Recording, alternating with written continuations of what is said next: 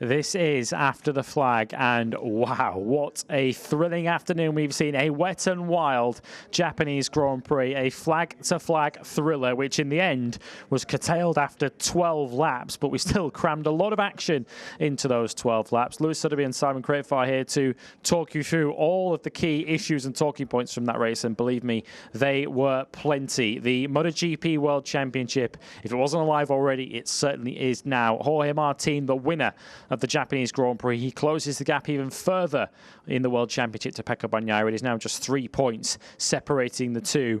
So many talking points coming from that race, Simon, which we'll get into. As you can tell, Simon Crafar is slightly damp, having been out there interviewing the riders in the pouring rain, which has brought this race to a halt. We'll talk about many of the individual riders shortly, but does a day like today, if it wasn't already clear that we're talking about the best riders in the world here, conditions such as that, where you've got to think on your feet, conditions changing every lap, just underlines just the immense skill that every one of those has got out there to put up in conditions like that. Yes, and it's why I said what I did to Jorge in Parc Ferme. We didn't pick him for the win in the wet, you know, because there's so many strong riders in the wet over his teammate. For starters, Pecco, Bez have all gone so strong in the wet before, but Jorge looked great from the start. He just sided through, made that mistake, still came back, looked brilliant. The other thing that stand out to me is great that it keeps the championship really alive is Bez in fourth. So first, second and fourth were our championship, you know, serious contenders coming to the end of this year, and all three of them survived, which is not easy to do in those conditions. In the end, Martin, the winner, Pecco Bagnaia second, Marco Bezzecchi fourth in the end. He was passed just before the stoppage by Marquez, who returns to the podium for the first time since Phillip Island last year. A good boost for him and for Honda in what has been a tough season for them. The race, of course, started in, strictly speaking, dry conditions because they were on slick tyres, but of course the rain was starting to fall with added intensity. It started to fall around about 10 minutes or so before the race got underway. And are those the worst possible conditions to, in your head, to start a Grand Prix on? When you're on slick tyres, rain is falling on your visor, getting heavier and heavier, and of course you've got to make the decision on that opening lap whether you change bikes or not. And that is when they really earned their money, meaning it's so dodgy. You know, they were riding in the rain, you know, so those slick tyres not only work less, but also, you know, giving less grip, but cool down. You know, that was a shame. Someone, it was Maverick getting bumped off on that first turn. But, yeah, super scary. Like, I was, like, hoping they all stayed up, and the skill for them all to stay up. I think probably the only saving grace is this circuit is very stop-start, so you don't spend much time throwing it on its side on big, long corners, so they could keep it up more upright, and they were pretty much riding it round upright, weren't they, as upright as they could, while rain was falling. And then once they were all on wet tyres, I relaxed. I genuinely care about their health, you know, and I relaxed them because then they're in control, you know, the tyres, right tyres for the conditions. And then it just got too heavy, but we'll let you get back to that one. Yeah, the rain got too heavy in the end. This was very early in the race. Here's all the riders piling into the pit lane, and this is at the end of the very first lap of the Grand Prix, as everyone, with the exception of 5 riders, pitted into the first lap, which led to a scenario that I don't think many of us saw coming at the start of the day, which was Michele Pirro leading at the end of the first lap of the Japanese Grand Prix. He was the last rider to change and was actually doing a very good job early on, keeping up some very competitive lap times. He did a great job. That's real experience to be able to ride that speed. He was much faster than the other riders on the slick tyres, so salute to Michele. And if it had continued to die off that rain, he was in the prime position, but wasn't to be. In the end, second place for Pecco Bagnaia. It's not the result he came for. He does lose further ground in the World Championship, but he does still lead it going to Indonesia in 2 weeks' time. Bagnaia, the reigning world champion, is with Matt. Yeah, Pecco Bagnaia still does lead the MotoGP World Championship in 2023 after an incredibly challenging race here in Motegi. Pecco, to come out of that race second, only losing 5 points to Jorge, you've got to be happy because, as we mentioned, they were such difficult conditions. Yeah, but I'm really happy, more than other times when I was second. I know perfectly how difficult it is and tricky it is to fight for the top position on wet. And normally I'm not a wizard on wet. But in any case, I'm very happy. We fought with Jorge, and the pace was increasing, so I was gaining time to him. I just did a little mistakes, 3-4 laps to go, and I was back to 1 second, 0.6. But then I was gaining it again, and my feeling was very good. But in any case, the red flags come in the correct moment. Was started to become a bit too risky with the aquaplaning and the spray. But nothing. I'm happy. We have just 3 points now, but I think will be interesting to fight against him all the rest of the season. It will be very interesting for us. I'm not too sure about you guys when you're involved in this title, but I just want to talk to you briefly about that, Pecco. When you're in this fight for the championship, there's so much pressure on you guys anyway. To then have the rain falling 5 minutes before the start, you go out on slick tyres. That's got to be some of the most difficult situations that a rider has to deal with, isn't it? Absolutely. But I enjoy doing the flag to flag when come good, when it's good. I did also a really good change of the bikes, but then I get stuck with the pit limiter, and I lost 3-4 positions. But I really enjoyed today. Wasn't easy because every time you were pushing a little too much, was losing the rear, was blocking the front. But the feeling I was having is so good. So happy also that I found something good on wet. You said it was the right decision, of course, to red flag it after 12 laps. You then went back out onto the circuit. You tried to have the restart, but I'm guessing obviously conditions just far too dangerous for the restart. Spray was incredible. I was on the front, so I didn't saw much, but then when I saw the videos, was too risky. Yeah.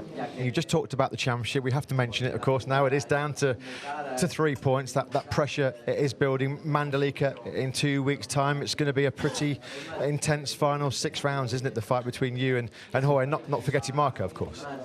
I think Jorge is in his momentum, but I have to say that with this weekend we improved a lot our situation. This morning I was feeling a bit better also if we were in a difficult condition because we had patches on the track, but I was feeling good. So I'm happy for that, happy to have another good feeling again on my bike, and will be interesting all the rest of the season. Importantly, you are still leading the World Championship. Great job today, Pecco. Grazie. Congratulations, thank you. Italian? No. You'll hear from Pecco Bagnaia in Italian if you head to MotoGP.com a little bit later on. That's a rider who, obviously, in the overall championship picture, has lost further ground this weekend to Jorge Martin, but he had the air of a rider who was very relieved to be getting out of here with 20 points here on the Sunday. Straight back, though, to the interview set, because we're going to hear from a very happy Marc Marquez, back on the podium for the first time since Australia last year. Matt Burt's with him. Yeah, Mark, you've talked about taking your opportunities when they come your way. Today was one of those opportunities. It was a crazy, a wild and wet Japanese Grand Prix, but you're standing here on the podium for the first time in over a year, so a job well done by you and the team. Yes, I mean, really happy and really nice to get the first podium of the season very late, but on the home circuit with all the Honda members here, and it's very important result for them. And yeah, when I saw today that there was some drops there on the screen, I say, okay, today I will try. I mean, I tried in India because it was possible to be on the podium. I did a mistake, but I say I don't care about the comments. I will retry again today because I believe in myself, and it's what I did. I was very calm in the beginning because when it's dry, the track with the wet tires, you can destroy a lot the tires. So I was very calm, and then when it was completely wet, I start to attack. I start to be faster and faster, and yeah, in the last laps I was the fastest guy on the track, but I was.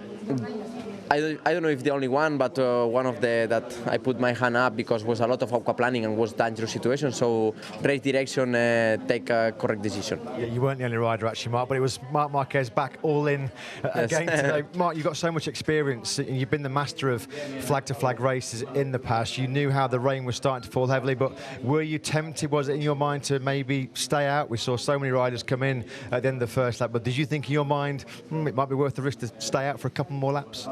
No, because already when we arrived on the back straight, I saw the tires from the front guys were a bit wet already. So then it's time to go in. And when you are in the top group, if they go, you must go. So it's what I did. It's true that later I was very calm in the first laps on wet tires. In the end, I was pushing more. I was faster than Pecco and Martin, but I was on an easy point because they have a lot to lose, or they can lose a lot. And I say, okay, I will attack. I don't have nothing to lose. So this was a big advantage today. So they ride in a very good way, even Pecco and Jorge, because to keep the pressure on rain condition fighting for a championship is so difficult. Yeah, you've been in that situation, Mark, yourself. I mean, just how demanding is it? Because it's so easy to make a mistake. There's so much pressure. There's so much at stake. It's not an easy situation those guys found themselves in today, is it? Yeah, it's super difficult, especially when you have this kind of races to manage in a good way, to be constant. But you know, both of them, they have the speed. They have the speed on dry. They have the speed on wet. They are on his momentum. They are riding very good, and yeah, will be a nice last part of the championship with this kind of fight. Mark, you showed your amazing skills once again. If today was your final appearance for Honda in Japan, you did a great job, third place. Well done, Mark. Congratulations. Thank you very much, and thanks for all your support. Thank you. Yeah, class ride for the class rider. Marc Marquez in third here today.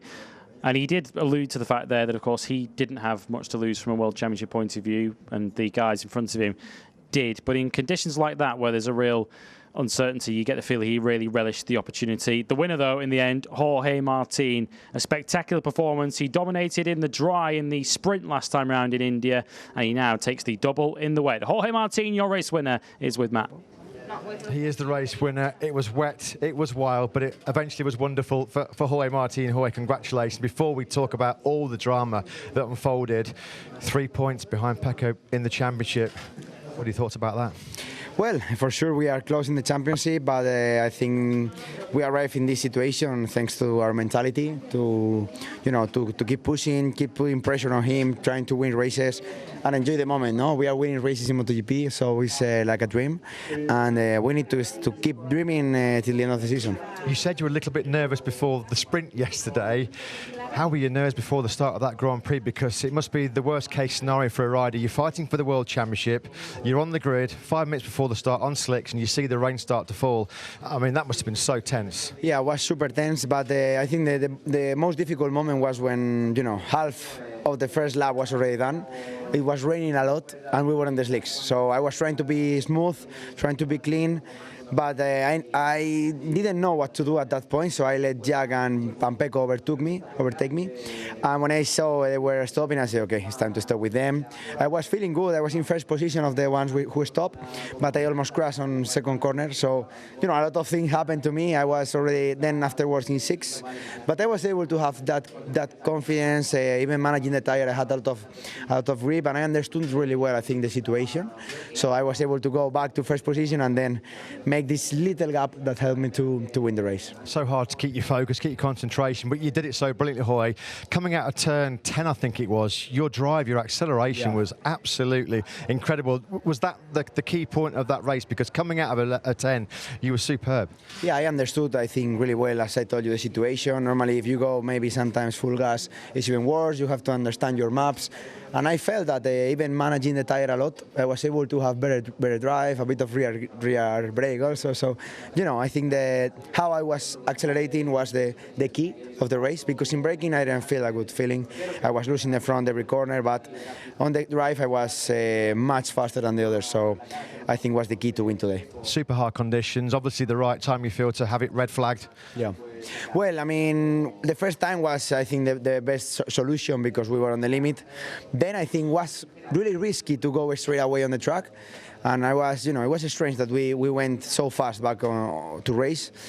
But then I understood that was because the light was really low and it was no chance to race because the light or whether the rain. So finally happy. It's difficult to understand and analyze, you know, a win like this, but we did it, full points. I'm super happy.